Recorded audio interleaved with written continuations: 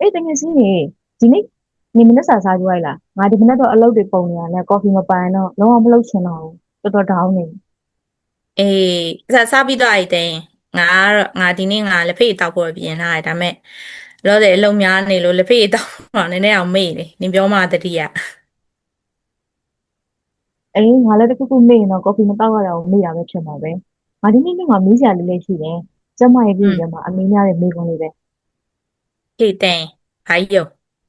အာဘာလို့ဆိုတော့ကွာ तू ကအရေးပေါ်တားဆီးပြီလေအဲ့ဒီအကြောင်းငါ့ချင်မှာခဏခဏမေးရပေါ့နော်ခုတွေထဲမှာဂရုတွေထဲမှာခဏခဏမေးကြอืมတယ်ပေါ့အဲ့တော့ငါ့ဆိုတခါတလေမေးရတဲ့သူတွေရှိတဲ့အခါမှာအမရဲ့ဒီဆေးလေးကိုတစ်လောက်3ချိန်လောက်တောက်လို့ရလားဆိုပြီးမေးတာမျိုးရှိတယ်ဝက်အဲ့လိုဝက် တော့တောက်လို့ရလို့လား Oh my god တလောက်3 လချိန်ဟွာကွာအဲ့ဒါအရေးပေါ်တားစီလေဟိုလိုဘယ်လိုပြောမလဲပဲကြီးလုံးမဟုတ်ဘူးလို့အမ်သူကအရေးပေါ်တားစီကွာအဲ့အရေးပေါ်တားစီဖြစ်တဲ့အတွက်အဲ့လိုတလောက်3 4 ချိန်လိုမျိုးပဲကြီးလို့အဲ့လိုဝါစားလို့တော့မရဘူးမရဘူးအေးနော်ဒီကြတော့တချို့ကလည်းအဲ့လိုထင်နေကြတာဟာငါอืม အဲ့ဟိုသူစီကနေပြီးတော့တခြားလေးရှင်းပြတာလေးကိုလေ့ချင်တယ်တကယ်တော့ပေါ့နော်ဘယ်နှစ်ချိန်နဲ့တောက်တင်လဲဆိုတာလေးပြပြပေးပါလားอืมဟိုဟာဘယ်နှချိန်တောက်တင်လဲဆိုတော့ပြောရရင်ကွာဟိုအရေးပေါ်တားစီဆိုတော့သူကနာမည်အတိုင်းပဲသူကအရေးပေါ်အတွက်ပဲကွာအဲ့လိုပုံမှန်သားဆက်ရှားစီလို့မဟုတ်ဘူးမတော်တဆဖြစ်တဲ့အချိန်မှာကိုကအရေးပေါ်သုံးမှုထုတ်ထားတာပေါ့နော်ဟိုတစ်ချိန်နဲ့သုံးမှုထုတ်တာဥမာကွန်ဒုံပေါက်သွားတာတို့အမဟုတ်ရင်ပုံမှန်ဆေးတောက်ဖို့မိတာများသွားတဲ့အချိန်မျိုးပေါ့နော်ဟိုပုံမှန်ဥမာ2 ရက်နဲ့အထက်တို့အဲ့လိုမျိုးတွေကွာ ဟိုတချို့ဆိုလို့ရှိရင်တပတ်လောက်ပုံမေးတဲ့ဟာမျိုးတွေအဲ့လိုမျိုးတွေပြီးတော့အကာအကွယ်မဲ့လိင်ဆက်ဆံတာမျိုးတွေပေါ့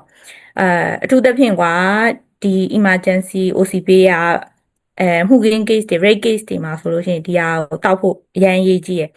အာဥပမာကွာဟိုအဲအကယ်၍မတောက်ဖြစ်ဘူးဆိုလို့ရှိရင်ကွာဟို rate လဲခံရတယ်ပြီးရင်ဘိုက်လဲကြီးအောင်မယ်ဆိုတာမြည်နှစ်ခါနာရယ်လေအဲ့တော့ဒီလိုမျိုးအရေးပေါ် case တွေမှာတောက်ရမှာကွာအောอืม်အဲ့အဲ့လိုမျိုးဒါဆိုလို့ရှိရင်အရေးတော့အရေးပေါ်ပေါ်အရေးပေါ် ပြတ်တကအလေးနဲ့ထားရမှာပေါ့နော်อืมဟုတ်တယ်တဲ့ဟိုကွာ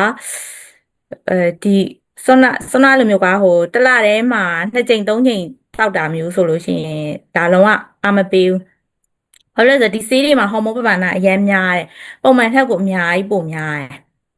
อืဆိုတော့ ม no တောက်လို့မရဘူး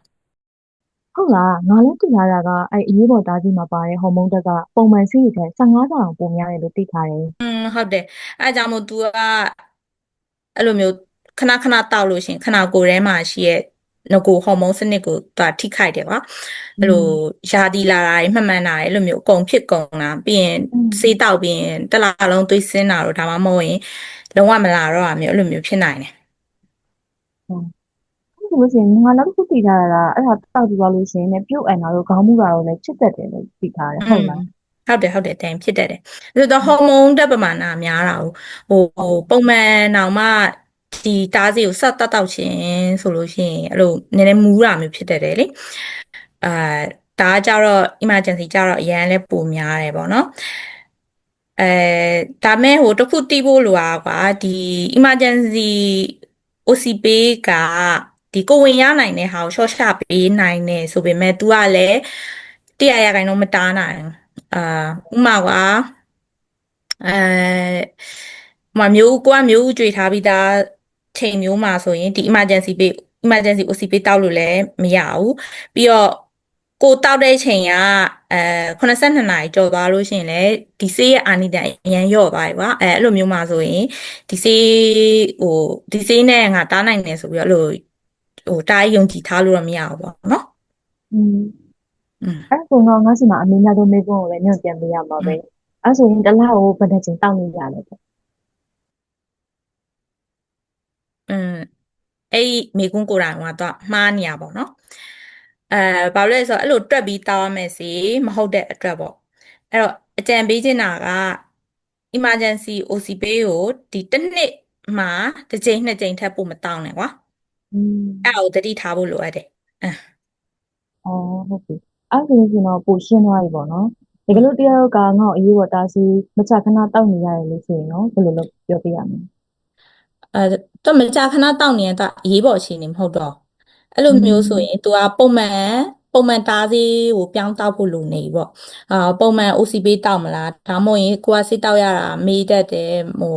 တောက်ရတိတ်မကြိုက်ဘူးဆိုလို့ရှိရင် IUD လိုမျိုးကတအိမ်ထဲကိုပစ္စည်းထည့်မလားပေါ့နော်ဒါမှမဟုတ်လို့ရှိရင်လည်းကိုယ်တို့သုံးဖို့အဲ့လိုစဉ်းစားဖို့လိုနေပြီပေါ့နော်အဲ့တော့ကိုယ့်အတွက်ဘယ်နည်းကအကောင်းဆုံးလဲဆိုတာကိုတော့ဒါမိသားစုဆရာဝန်နဲ့တိုင်ပင်ဖို့လိုမျိုးတော့ငါတိုက်တွန်းချင်ပါတယ်လို့ ဟုတ်ပြီအဲ့ဒါဆိုလို့ရှိရင်တော့ဒီနေ့အတွက်အနှစ်ချုပ်လေးငါမှတ်မိတလောက်လေးပေါ့နော်ဒီမှာတင်ပြပြမယ်နော်အခုဒီအရေးပေါ်တားဆီးကအရေးပေါ်အတွက်ဖြစ်တယ်ပဲကြည့်လို့မဟုတ်ဘူး yeah တနည်းကိုတစ်ချိန်တစ်ချိန်ထက်ပိုမတောက်သင့်ဘူးပေါ့နော်ပြီးသွားရင်မကြာခဏလိုအပ်နေရင်ပုံမှန်တားဆီးကိုပဲကြောင်းသုံးသင့်တယ်ပြီးရင် yeah ဒီအရေးပေါ်တားဆီးဆိုတာကလည်း100%တရားရတိုင်တော့မကာကွယ်နိုင်ဘူးဆိုတာကိုသိထားရမယ်ဘာမဆိုဆရာဝန်နဲ့တိုင်ပင်ရမယ်โอเค โอเคဟုတ်ပါတယ်โอเคတကယ်ချင်းအဲ့ဒါဆိုကျေးဇူးအများကြီးတင်ပါတယ်ဖြည့်ပေးတာအောင်နော်ဟုတ်ပါတယ် see ဘိုင် you ဘိုနော်င်အင်း bye ဒီဗီဒီယိုလေးကကိုယ့်အတွက်အသုံးဝင်နေဆိုရင်လိုအပ်တဲ့သူတွေစီမျှဝေပေးဖို့မမေ့ပါနဲ့နော်နောက်ထပ်လည်းဘယ်လိုကျန်းမာရေးအကြောင်းအရာတွေဒီကျန်လဲဒါမှမဟုတ်မိကျင်တဲ့မိဘတွေရှိခဲ့တယ်ဆိုရင်ကွန်မန့်မှာမေးကြလို့ရပါတယ်